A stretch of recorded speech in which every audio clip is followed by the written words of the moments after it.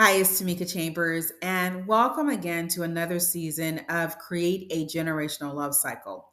So it's late in the it's not too late. It's February the 21st, 2025, and I have not said welcome to 2025 to you. So welcome to 2025. I hope that everything is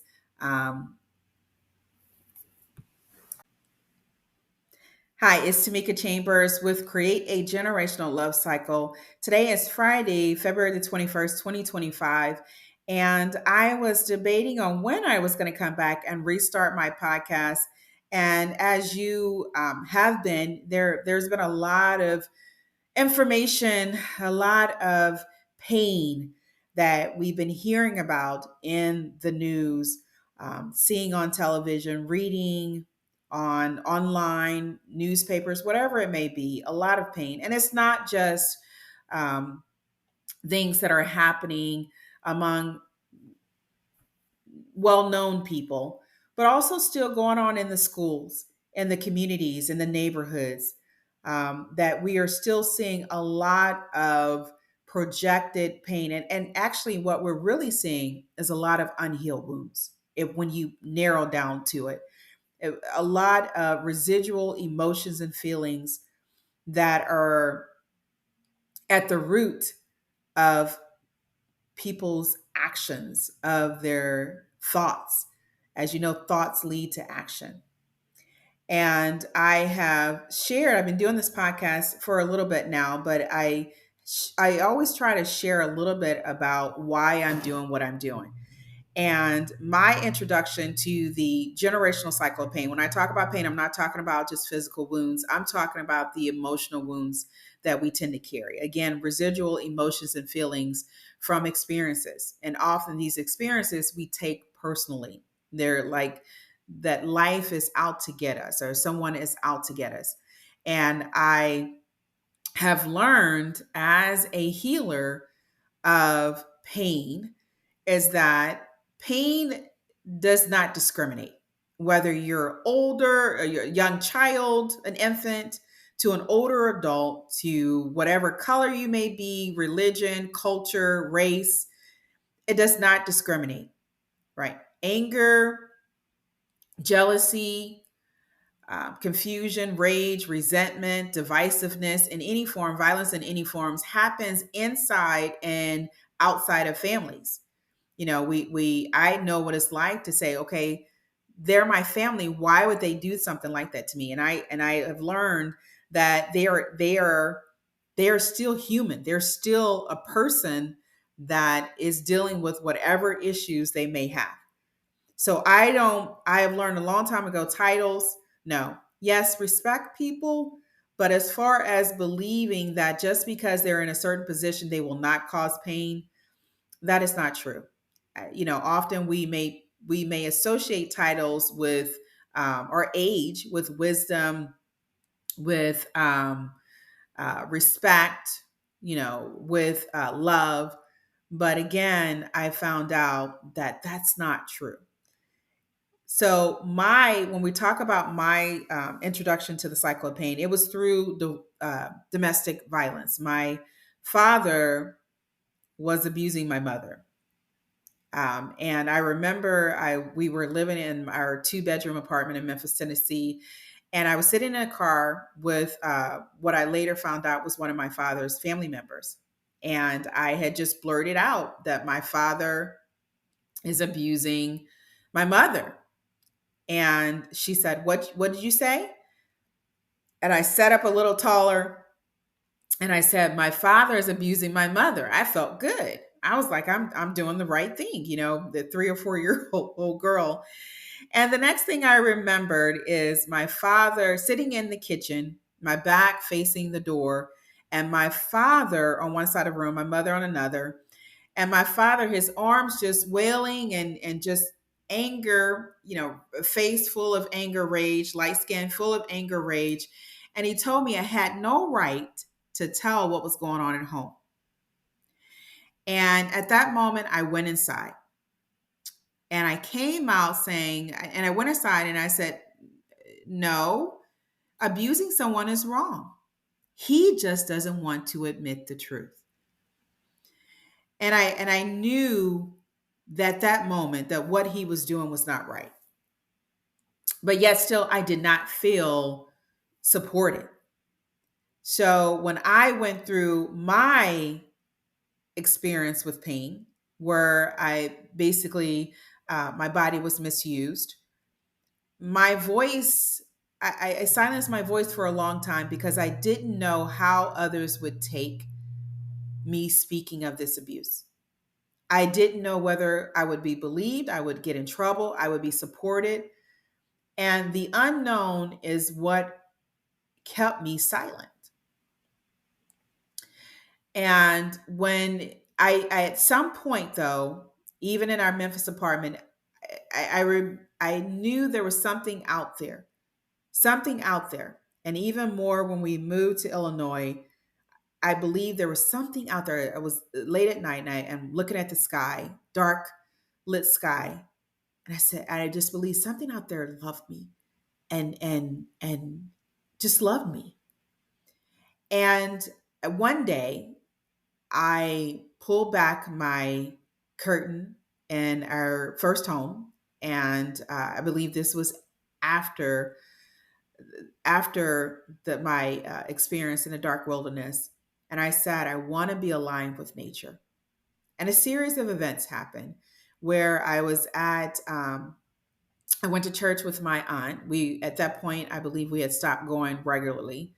I was about 10 years old or so, and I was walking down the church pathway inside the church, and I kept looking at these Bibles, and I said, "Well, whose Bible is this?" As we got to the last pew, and she said, "It's yours." And she kind of chuckled, and I said, "Okay," and I took it home, and I laid down on my shaggy, multicolored carpet, and I read that book from front to back over the next couple 2 or 3 days.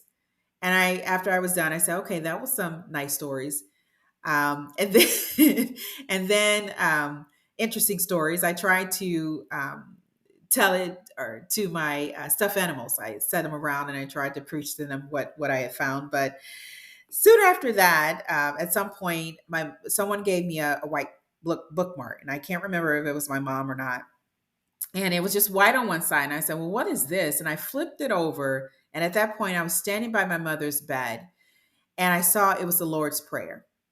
And I kneeled down immediately, looked at the clock, and I memorized that prayer. I stuck it in my heart. I mean, I sat there and I just, bit by bit, I memorized it. And it took me about 15 minutes when I looked up. And then I heard somehow I started watching the televised version of Jesus, his life. And I know there was a 1984 special. So I'm thinking I was around 10 years old. And, it was Easter, during Easter Sunday. And I learned about a man that was poor, that treated people right, that wanted to help others, that experienced slander, betrayal, um, mockery, and yet still he had an unwavering conviction to do what he was here to do. And I resonate. I really just felt like I identified with Jesus. His life resonated with mine. We were poor, and there were some things that were going on, mockery, with our family, and by us being poor, and slander, etc. And so I really resonated with him, his lifestyle. And he was actually the one that helped me to see that not all men were alike. And I went through some other stuff, and I realized I realized that I knew what love was, knew what love wasn't, and I wanted to experience love.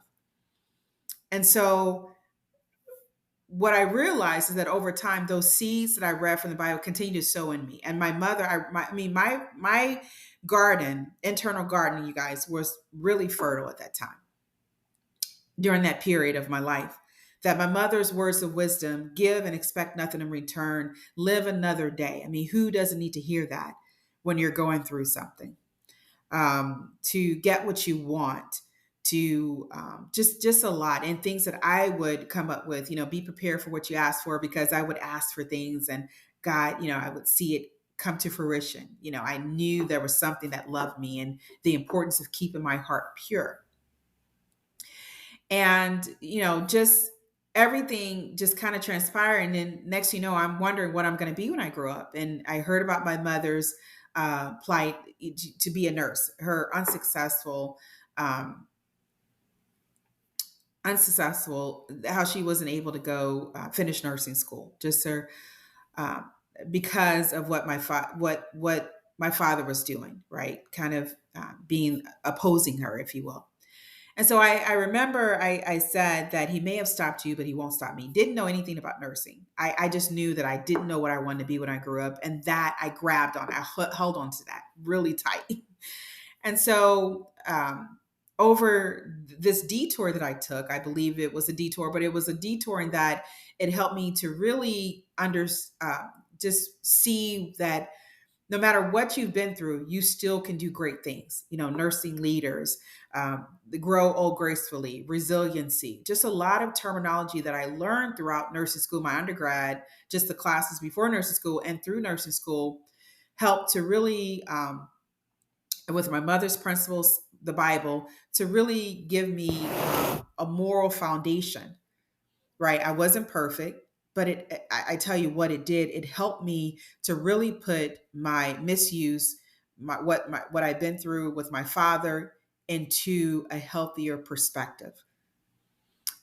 That all of that contributed to me healing from the inside out, realizing that no experience defines me, realizing that we are here to enjoy life, realizing that abuse that's not what I'm here for. I am here to really enjoy life. We are all here to enjoy life. We have gifts and talents. Over the time, just finding it out, natural gifts and talents here to express love as our great commission. That's what we're here for, to express love through our gifts, to help one another.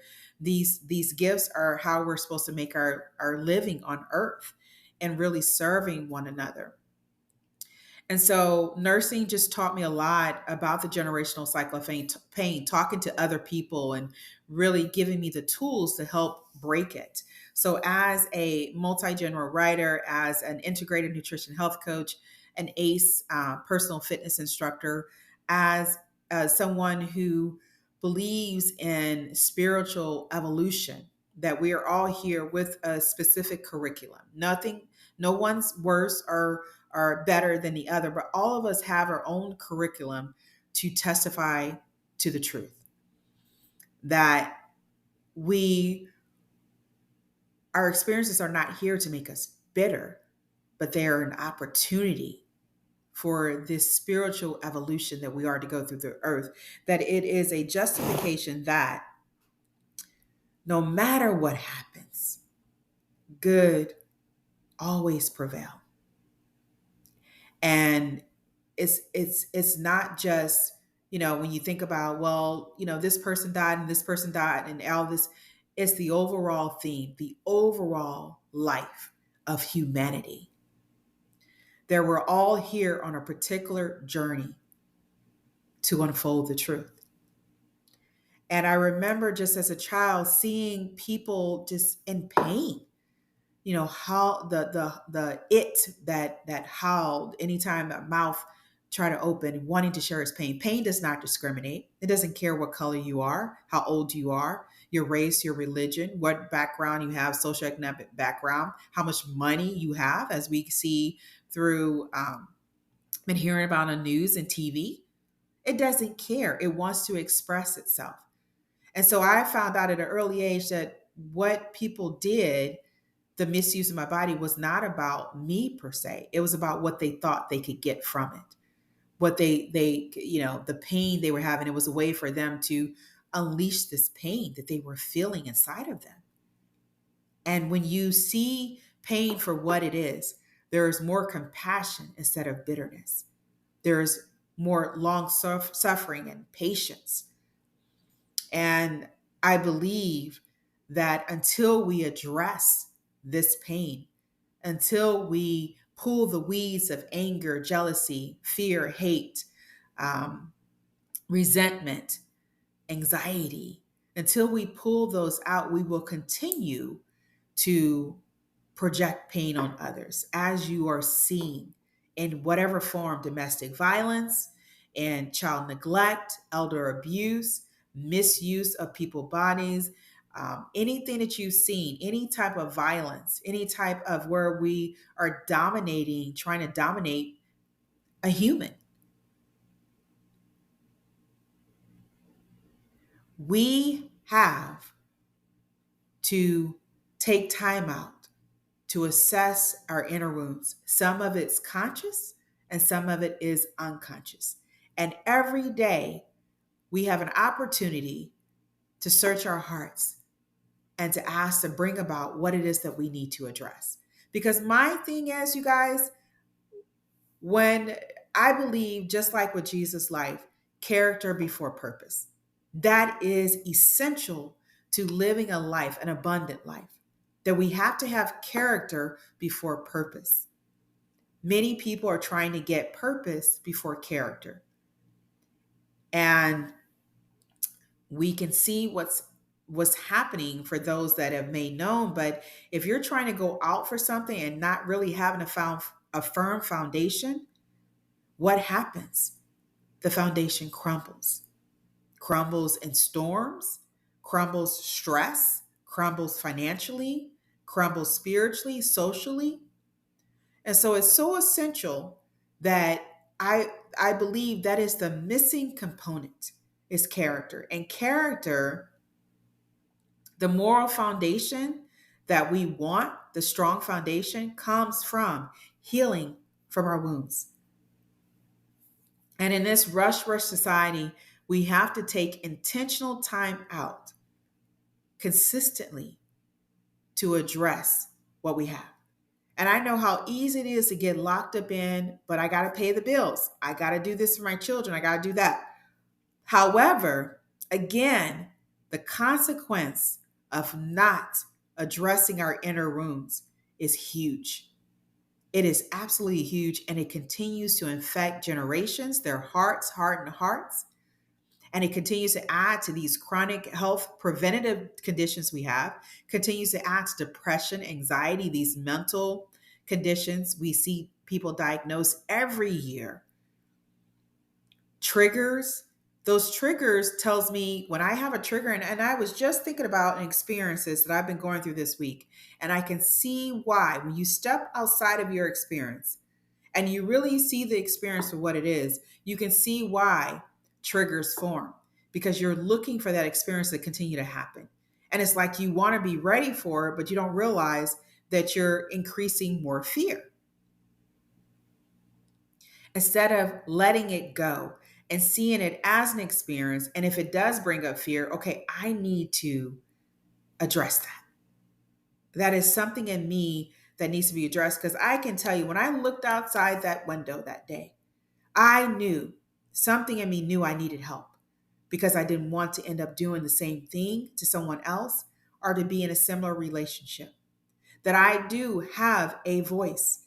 And it's only by speaking to this using my voice that I help others to use their voice, to recognize their voice, to understand, to remember who they are, to remember the power that we have, and not to be afraid of it because we're supposed to use it for good, to help others remember who they are.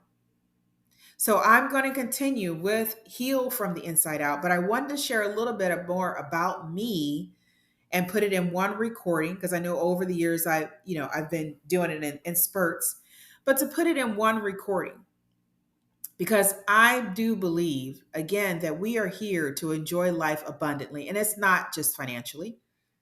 When the Bible says to prosper you, it's not just financially. I believe it's in everything, mentally, spiritually, intellectually, physically, financially, all of it to give us hope in a future generations upon generations, helping them to remember who they are. That's part of our role as parents. So when you think about your experiences, ask yourself, what do I think about life? Do I really believe it's here to harm me? Or do I believe I am here again to testify to the truth? that no experience is defines me, that I cannot be defined, that my earthly costume is for a reason, handcrafted to again testify to the truth. So I hope that you will join me on this journey, spiritual evolution of healing from the inside out and understanding that you are more than just your experiences. Understanding, seeing the bigger picture in your life as an evolution of spirit, as a testament to the truth, and understanding your role as serving others. And through our service, we remind people of who they are. As Mother Teresa said, not a anti-war rally, but she said a peace rally. Not focusing on the cycle of pain, but focusing on how we can create a generational cycle of love. And a big portion of that is healing from the inside out. And that's true sustainable healing, not healing that can numb you or cover it up through whatever vices it may be. See, we're getting the wrong impression of life. And unfortunately, this wrong impression is going to the next generation. It's time to wake up and realize who you are. It's time to become aligned with the highest version of yourself. It's time to heal from your wounds and not life direct you, but to be dominators of the earth as we are, not of people. I believe the Course of Miracles in that it's not, we're afraid of our power. I get it. I totally get it. Even now, afraid of our power. But we have to get to a place in our life that we no longer are fearful of what we have because we know who we are. We know exactly who we are and we know what we're here to do. This is Tamika Chambers with Create a Generational Love Cycle. I look forward to serving you with my words, written and spoken, to help you remember who you are and to help you to heal those inner wounds from the inside out. I'll talk to you soon.